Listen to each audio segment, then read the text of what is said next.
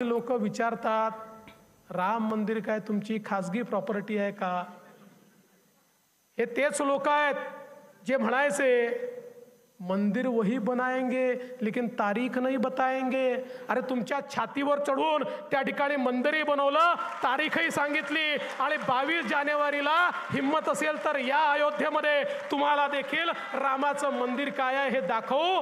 अटलजींनी पाहिलेलं स्वप्न होतं, मोदीजींनी पूर्ण करून त्या ठिकाणी दाखवलं आणि रामाचं मंदिर त्या ठिकाणी तयार होतं। तेव्हा आजचे व्हीआयपी जे आहेत हे पाय लावून पळून गेले होते, अशा काखावर करून आमचा काय संबंध नाही अयोध्या लढ्याशी, बाबरी आम्ही पाडली नाही अशा काखावर करून धावत होते। तेव्हा माननीय हिंदुहृदय सम्राट बाळासाहेब ठाकरे यांनी गर्जना केली, होय ते शिवसैनिक असतील तर मला त्यांचा अभिमान आहे।